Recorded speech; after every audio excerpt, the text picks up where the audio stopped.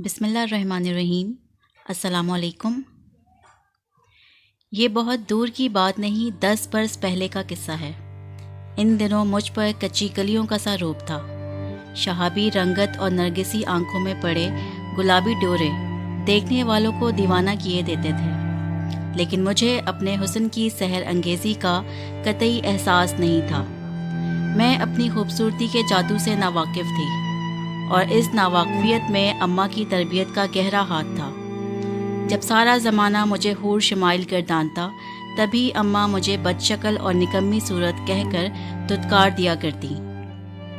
उन्होंने बड़ी दानाई से कभी महसूस ही न होने दिया कि मैं गैर मामूली तौर पर हसीन हूँ। वो नहीं चाहती थीं कि मैं अपने हुस्न ख़ाबिदा से आशना हो जाऊँ और ख़ुदबीनी और ख़ुद आराई पर माइल हो जाऊँ। खूबसूरती में अम्मा भी किसी से कम ना थी। अगर ये कहूँ कि हुस्न बांटते वक्त अल्लाह ताला ने मेरे घर वालों के साथ बेहद फ़याज़ी से काम लिया तो बेजाना होगा।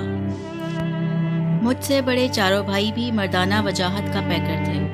मैं घर में सबसे छोटी और सभी की आंखों का तारा थी।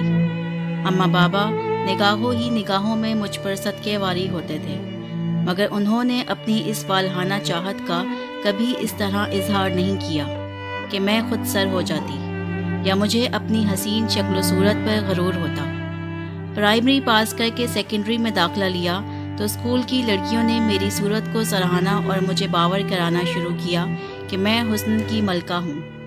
वो मुझ पर रश्क करती तो इनकी सताइश भरी नज़रों का मफहूम समझकर मेरा अंग अंग खुशी से नाच उठता।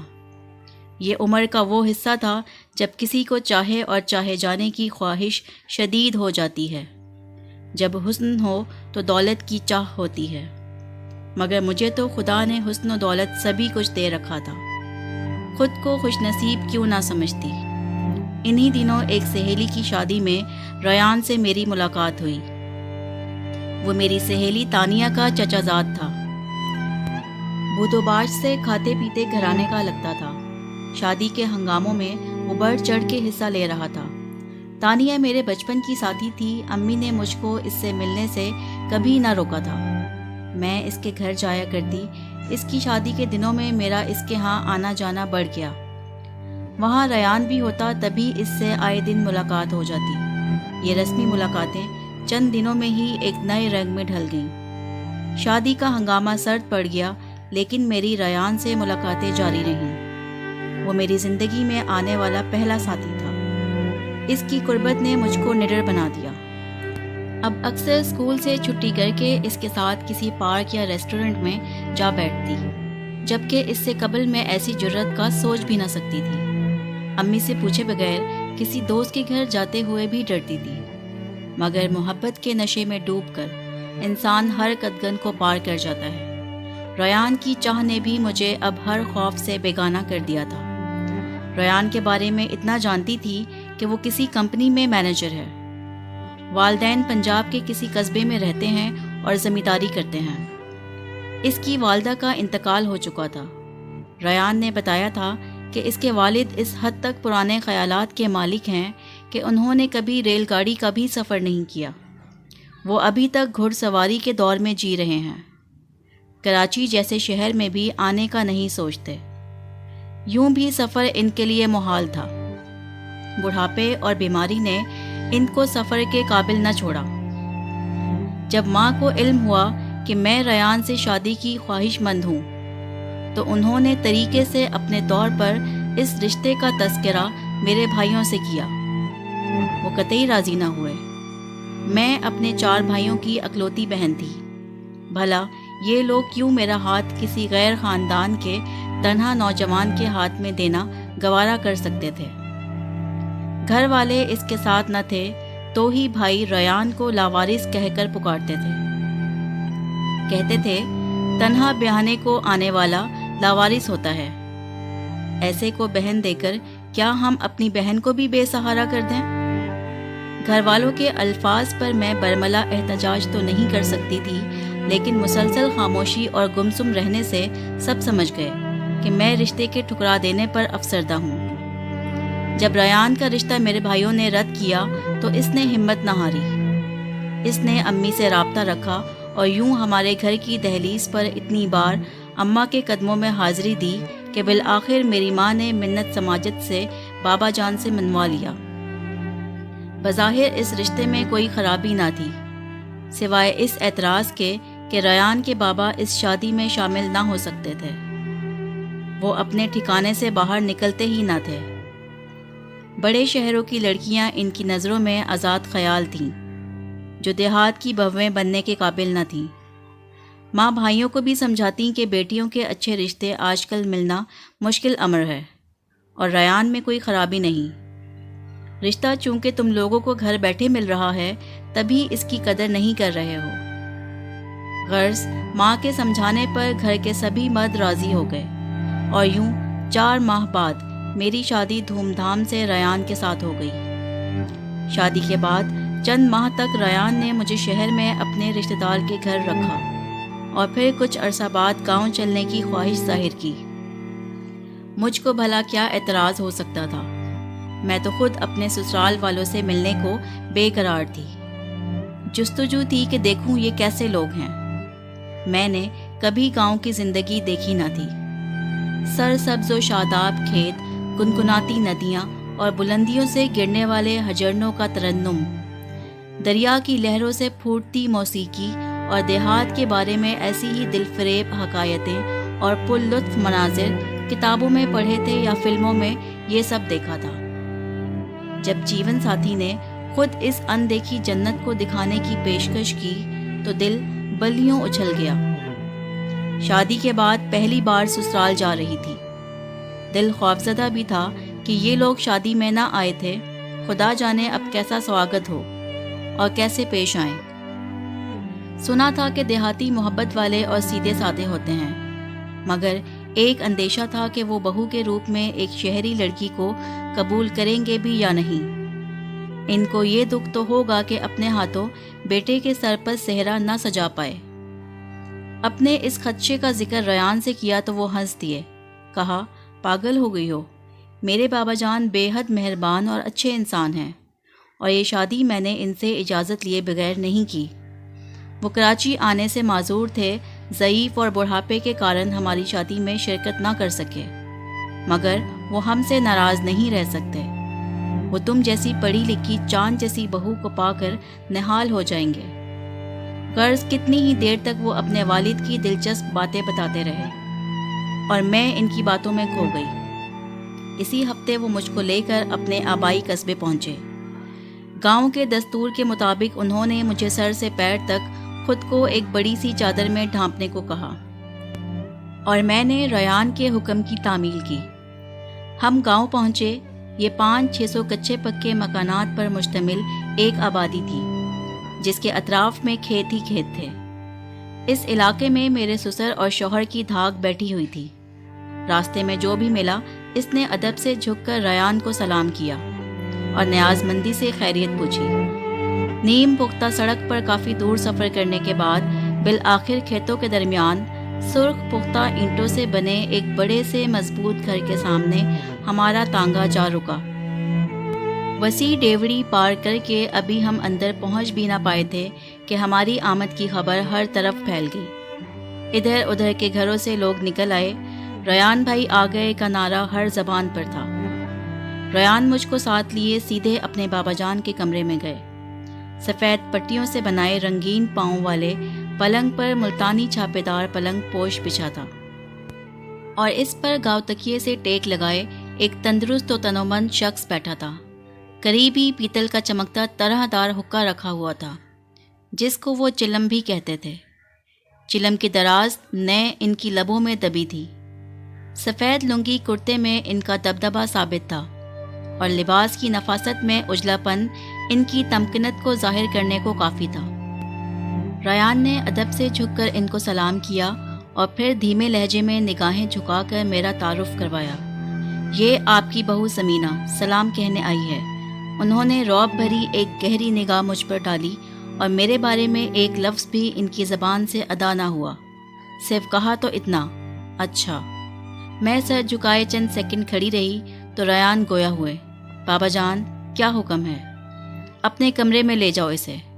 ٹھہر ٹھہر کر اور چبا چبا کے انہوں نے یہ الفاظ ادا کیے۔ میرے آنسو پلکوں تک آ گئے کہ سسر نے پہلی بار دیکھ کر مجھے دعا بھی نہ دی۔ شاید ان کا یہی طریقہ تھا۔ ریان مجھے کمرے میں بٹھا کر چلے گئے۔ اس کے بعد اونچی آواز سے ان کے باتیں کرنے کی آوازیں مجھے سنائی دینے لگیں۔ وہ اپنی مادری زبان میں گفتگو کر رہے تھے، جیسے دونوں میں کچھ تکرار ہو رہی ہو۔ مجھ کو صرف آواز سنائی دے رہی تھی، مگر گفتگو کے معنی نہ سمجھ پا رہی تھی۔ میں کمرے کے ایک کونے میں دبکی بیٹھی تھی۔ اسی اثنا میں ان کی ملازمہ جنت مجھ کو شربت دینے آئی۔ میں نے پوچھا، کیا کہہ رہے ہیں یہ جھگڑا ہو رہا ہے کیا؟ نہیں بی بی، یہ ایسے ہی بولتے ہیں، بس ذرا اونچی آواز میں۔ آپ پریشان نہ ہوں، آرام کریں۔ ذرا دیر بعد ریان آ گئے۔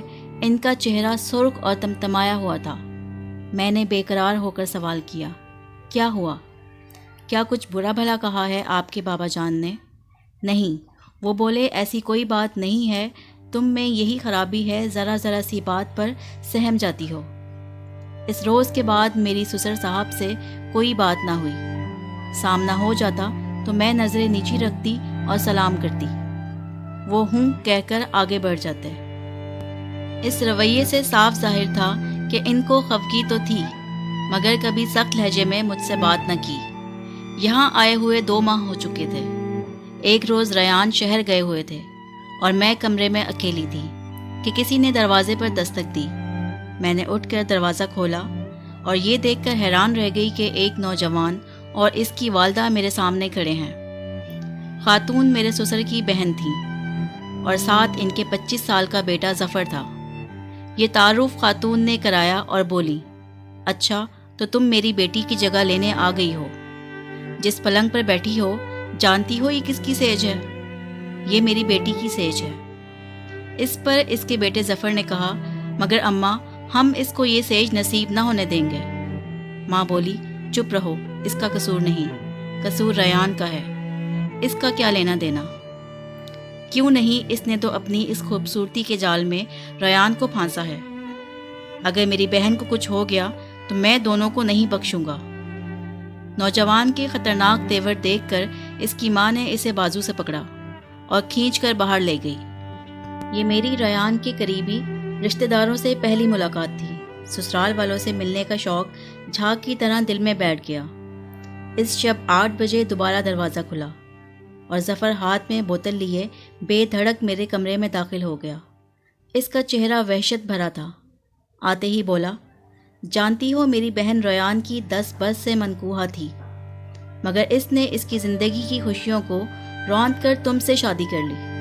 وہ ابھی 17 برس کی ہے اور اس نے اس عمر میں خوشی کا منہ دیکھنے کی بجائے موت کو گلے لگا لیا۔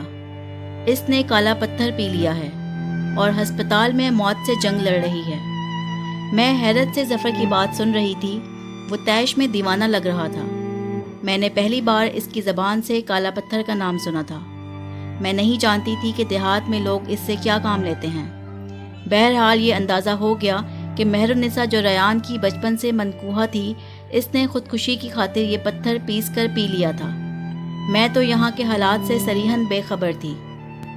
کیا معلوم تھا کہ ریان کی منگیتر اس کی پھپھو کی بیٹی ہے، اور جب وہ 7 سال کی تھی اس کی منگنی ہوئی تھی اور 2 سال قبل اس کا نکاح ہو گیا تھا۔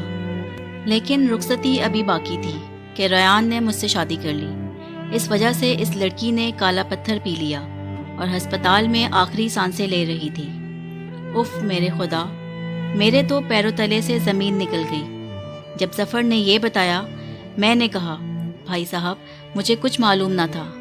ریان نے یہ سب نہیں بتایا، ورنہ میں کبھی اس سے شادی نہ کرتی، مگر وہ جیسے میری آواز ہی نہ سن رہا تھا۔ اس نے فوراً پیچھے مڑ کر کمرے کی چٹکی چڑھائی اور یوں میری جانب بڑھا جیسے کوئی شکاری شکار کی طرف بڑھتا ہے۔ میں پیچھے ہٹتی جا رہی تھی اور وہ آگے بڑھتا جا رہا تھا۔ اسی اثنا میں دیوار سے جا لگی۔ مجھے اپنے بچاؤ کی کوئی صورت نظر نہ آ رہی تھی۔ وہ وحشی انداز میں بولا، تیری اسی خوبصورتی نے میری بہن کی زندگی برباد کی ہے نا؟ اگر اس چاند کو ہی گرہن لگ جائے تو پھر کیا کرو گی؟ ہاں بولو۔ ریان میری بہن کا نہ ہو سکا تو تمہارا بھی میں اسے رہنے نہیں دوں گا۔ تبھی پاس پڑی میز پر رکھی چیزیں میں نے اٹھا کر اس کو مارنا شروع کر دی۔ پاؤڈر کا ڈبہ اور شیشے کا گلدان جو بھی تھا تاگ کر مارا۔ گلدان اس کے ہاتھ میں پکڑی بوتل کو جا لگا اور بوتل میں بھرا سیال اچھل کر کچھ میرے چہرے، ہاتھوں اور کپڑوں پر گرا اور کچھ ظفر کے ہاتھوں اور پیروں پر گر گیا۔ میری دل خراش چیخیں بلند ہوئیں۔ اتنے میں سسر صاحب دوڑے آئے اور دروازہ پیٹنا شروع کر دیا۔ کیونکہ جنت دیکھ چکی تھی ظفر تیزاب کی بوتل لیے کمرے میں گھسا ہے۔ ملازمائیں بھی دوڑی آ گئیں۔ اتنے میں ریان بھی آ پہنچے۔ حویلی میں شور و گل مچ گیا۔ نوکر ادھر سے ادھر بھاگ رہے تھے۔ جانے کس نے پولیس کو خبر کر دی۔ میں تکلیف سے بے ہوش ہو گئی۔ اس کے بعد نہیں پتہ چلا کہ کیا ہوا۔ جب ہوش آیا ہسپتال میں تھی۔ ڈاکٹر کے ساتھ پولیس بھی آ گئی۔ میرا علاج شروع ہو چکا تھا۔ ادھر پولیس نے بھی میرا بیان قلم بند کر لیا، مگر اب یہاں رہنا میرے لیے خطرے سے خالی نہ تھا۔ جیسے ہی طبیعت کچھ بہتر ہوئی بس میں نے خواہش کی کہ مجھے میرے میکے پہنچا دیا جائے۔ پولیس کی حفاظت میں ہی میں میکے آئی تھی۔ پولیس کو میں نے یہی بیان دیا کہ مجھ پر ظفر صاحب تیزاب پھینکنے آئے تھے، مگر تعاقب میں دوڑ بھاگ کے نتیجے میں تیزاب چھلک کر مجھ پر بھی گرا اور ظفر پر بھی۔ پھر کیس چلا، جانے کیا ہوا، کیسے چلا، کیسے ختم ہو گیا۔ ریان مجھے لینے آئے، مجھ سے اور میرے گھر والوں سے معافی مانگی، مگر میں نہ گئی۔ بھلا کیوں کر جاتی؟ بہت خوفزدہ ہو گئی تھی۔ میرے والد اور بھائی سینہ سپر ہو گئے کہ ایک بار خدا نے ہماری بہن کی جان بچا لی ہے، دوبارہ بھیجا تو سسرال والے جانے اس کا کیا حشر کریں۔ میں خود بھی وہاں کے لوگوں اور سسرال کے ماحول سے ڈر گئی تھی۔ ریان کی منکوحہ بھی بچ گئی تھی، لہٰذا وہاں جانے کا مطلب سوتن کو قبول کرنا یا پھر اس کے بھائیوں کے انتقام کا نشانہ بننا تھا۔ دل پر پتھر رکھ کر میں نے ریان کی محبت کو دفن کر دیا اور والد صاحب کی رضا سے طلاق لے لی۔ اس کے بعد دوبارہ شادی نہیں کی۔ وقت گزرنے کے ساتھ ساتھ میرے زخم بھی ٹھیک ہوتے گئے، لیکن میری خوبصورتی کو داغ لگا گئے۔ لوگ کہتے ہیں حسن بھی دولت ہے، مگر میں سمجھتی ہوں بہت زیادہ خوبصورتی بھی جان کے لیے خطرہ بن جاتی ہے۔ جیسے دولت کے پیچھے لٹیرے لگ جاتے ہیں، ویسے ہی اچھی صورت کے پیچھے بھی میلی نگاہیں لٹیرے بن کر پڑتی ہیں۔